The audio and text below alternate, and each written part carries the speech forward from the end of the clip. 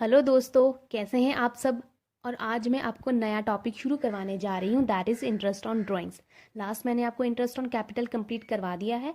अगर आपको उसके रिगार्डिंग कोई भी क्वेरी है, कोई भी क्वेश्चन है, जहाँ तो आप मुझे कमेंट सेक्शन में बता सकते हैं या मेरे इंस्टाग्राम चैनल पर डीएम कर सकते हैं, जिसका लिंक मैंने डिस्क्रिप्शन बॉक्स में दे रखा है। ठीक है, तो आज हम क्या है नया टॉपिक शुरू करेंगे, that is interest on drawings. तो इसकी सबसे पहले मार्किंग के बारे में बात करते हैं। तो अगर मार्किंग की बात करें तो इसका आपको क्या है 1 मार्क का एमसीक्यू टाइप क्वेश्चन। ज़रूरी नहीं है कि वो एमसीक्यू ही हो, 1 मार्क का क्वेश्चन भी हो सकता है या फिर केस स्टडी में इंटरलाई करके आपको डाला जा सकता है। ठीक है, इसका 1 मार्क का क्वेश्चन भी हो सकता है। इसका 2 मार्क का क्वेश्चन भी होगा, जिसमें आपको practically interest on drawing calculate करके बताना होगा। और इसका 4 मार्क का क्वेश्चन में भी इसको अटैच करके डाला जा सकता है। और 4 मार्क के क्वेश्चन में कैसे अटैच करके डाला जाएगा, आपको 4 मार्क का क्वेश्चन प्रॉपर आएगा प्रॉफिट एंड लॉस एप्रोप्रिएशन का, जिसमें इंटरेस्ट ऑन ड्राइंग एक क्या है छोटा सा पार्ट होगा। ठीक है, तो ये one of the important topic माना गया है इस चैप्टर का, क्योंकि इंटरेस्ट ऑन ड्राइंग हर साल क्वेश्चन ये क्या है आपको एग्जाम में डाला जाता है, 1 मार्क का या 2 मार्क का। 4 मार्क का श्योर नहीं है कि आएगा ही आएगा, बट 1 एंड 2 मार्क का तो ये क्वेश्चन एग्जाम में आता ही आता है। ठीक है, और आगे हम बात करते हैं ड्राइंग्स के मीनिंग के बारे में। ड्राइंग्स का सेम मीनिंग है जो आपने क्या है 11th स्टैंडर्ड में पढ़ रखा है। जो आपके लिए 11th स्टैंडर्ड में मीनिंग है वही सेम है यहाँ पे पार्टनरशिप फर्म के लिए। तो यहाँ पे हम क्या है मीनिंग से शुरू करते हैं।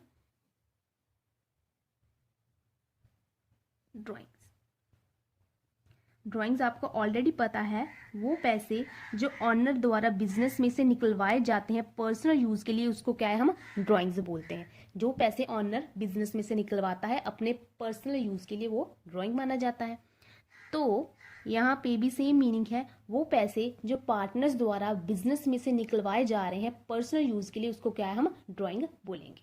तो यहाँ पे आप मीनिंग लिख लीजिए, the amount withdrawal by partners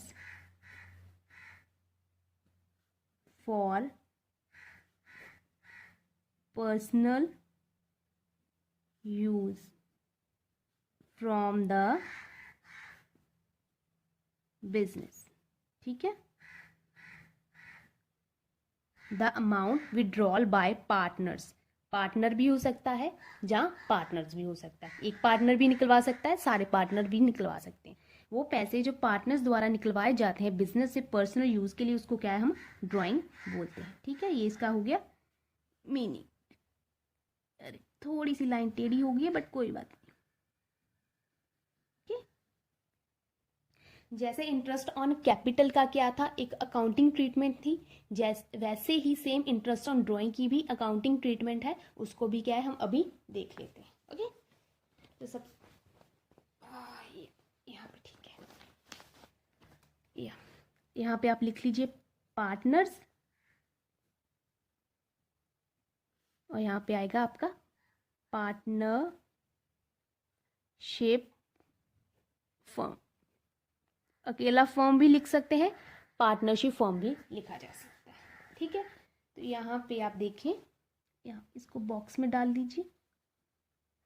जब आप एग्जाम में प्रेजेंटेशन दोगे ना, ऐसे आप डूडल्स बनाकर, बॉक्सेस डालकर, सर्कल्स बनाकर अगर देंगे तो टीचर को पढ़ने में मज़ा आएगा, इंटरेस्ट बनता है। ठीक है, कोशिश कीजिएगा कि ऐसा नहीं कि बिल्कुल ड्राइंग ही करना शुरू कर दें, बट थोड़ा सा आप ना प्रेजेंटेशन अच्छा रखेंगे तो टीचर को पढ़ने में मज़ा आता है। ठीक है, तो अब क्या है, यहाँ पे इसको ऐसे कर लें और इसको ऐसे कर लें यहाँ पे। ठीक है, ड्राइंग्स क्या है, पार्टनरशिप फर्म से पैसे निकलवाए जाते हैं पार्टनर्स द्वारा। यहाँ पे लिख लीजिए cash withdraw for personal use. ठीक है, पार्टनर्स ने क्या करा है, पार्टनरशिप फर्म से कैश विड्रॉ करा है पर्सनल यूज के लिए, उसको क्या है हम ड्राइंग बोलते हैं। ठीक है, जैसे हम बैंक से क्या है लोन लेते हैं, ठीक है, जब भी हम क्या लोन रीपे करते हैं तो हमें विद इंटरेस्ट रीपे करना पड़ता है। ठीक है ना, अगर हमने बैंक से लोन लिया है तो हमने वो पैसे क्या है बैंक को वापस करने हैं विद इंटरेस्ट। वैसे ही सिमिलर है ड्राइंग के केस में। अगर पार्टनर्स ने पर्सनल यूज के लिए क्या है ड्राइंग्स करी है बिजनेस से, तो वो पैसे क्या है पार्टनर्स को वापस करने पड़ेंगे। किसको? पार्टनरशिप फर्म को, विद इंटरेस्ट। ठीक है ना। तो पार्टनर्स क्या करेंगे? इंटरेस्ट ऑन ड्राइंग पे करेंगे। किसको पे करेंगे? पार्टनरशिप फर्म को। पार्टनर जो ड्राइंग्स करेंगे बिजनेस में से, अगर ड्राइंग्स की है तो उस पे क्या है इंटरेस्ट ऑन ड्राइंग पार्टनर्स को पे करना पड़ेगा पर एनम के हिसाब से। ठीक है ना। ड्राइंग की अमाउंट तो वापस करनी है, प्लस इंटरेस्ट क्या है वो भी पे करना है। वो ये इंटरेस्ट क्या है एनुअली होता है। ठीक है, ये इंटरेस्ट क्या है एनुअली होता है। तो अब यहाँ पे बात करें, पार्टनर्स क्या है इंटरेस्ट पे करते हैं किसको? पार्टनरशिप फर्म को। जैसे हमने लोन लिया तो हम क्या इंटरेस्ट पे करते हैं, वैसे पार्टनर्स ने क्या है एक तरीके का पर्सनल यूज के लिए पैसा निकलवाया है, ये पैसे के ऊपर वो क्या है इंटरेस्ट पे करेंगे किसको? पार्टनरशिप फर्म को। तो ये वाला इंटरेस्ट जो है पार्टनर्स के लिए क्या है, यहाँ पे आप लिख दो, ये वाला क्या है पार्टनर के लिए क्या है एक्सपेंस है। पार्टनर के पॉइंट ऑफ व्यू से क्या है एक्सपेंस है, उनके लिए खर्चा है, पार्टनर्स को पे करना पड़ रहा है। पर ये किसको पे कर रहा है? वो पार्टनरशिप फर्म को। तो ये इंटरेस्ट पार्टनरशिप फर्म के पॉइंट ऑफ व्यू से उसके लिए क्या है? इनकम है। ठीक है, पार्टनर्स के पॉइंट ऑफ व्यू से ये एक्सपेंस है, बट पार्टनरशिप के point of view partnership firm के पॉइंट ऑफ व्यू से क्या है? ये इनकम है। ये क्यों समझना जरूरी है? क्योंकि जब हम profit and loss appropriation account बनाएंगे, जर्नल एंट्री करेंगे, तब आपको ये क्या है लॉजिक पता होना चाहिए, तब आपको क्या है इजी लगेगा। ओके, यहाँ तक ठीक है। इसकी जो जर्नल एंट्रीज है वो मैं क्या है आपको एंड में, जब सारे क्वेश्चन आपके हो जाएंगे, तब मैं आपको इसकी जर्नल एंट्री क्या है कवर अप करवा दूंगी। इसके आगे कुछ और बचा है? लेट मी सी, नहीं बचा है। ओके, तो यहाँ पे इसका क्या है थ्योरेटिकल पोर्शन कवर हो गया है इंटरेस्ट ऑन ड्राइंग का।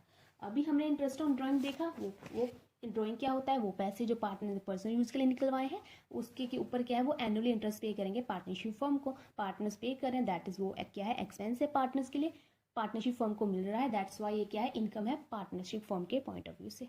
ओके, अब इसको निकालना कैसे है? जैसे हमने इंटरेस्ट ऑन कैपिटल निकाला था, वैसे हमें क्या इंटरेस्ट ऑन ड्राइंग्स भी निकालना पड़ेगा। तो इसको निकालना कैसे? इसके ना मेथड्स हैं, यहाँ पे आप क्या है मेथड्स लिख सकते हैं। Methods of interest on drawings. Interest on drawings calculate करने के हमारे पास अलग अलग मेथड्स हैं। ठीक है, जैसा डाटा वैसा सोल्यूशन। ठीक है ना, एक कहावत है ना, जैसा देश वैसा बेस, वैसे ही हमारे लिए यहाँ पे चीज़ अप्लाई होगी, जैसा डाटा वैसा सोल्यूशन। तो यहाँ पे बात करें तो हमारे पास देखा जाए तो दो मेथड्स हैं। सिंपल मेथड और एवरेज मेथड।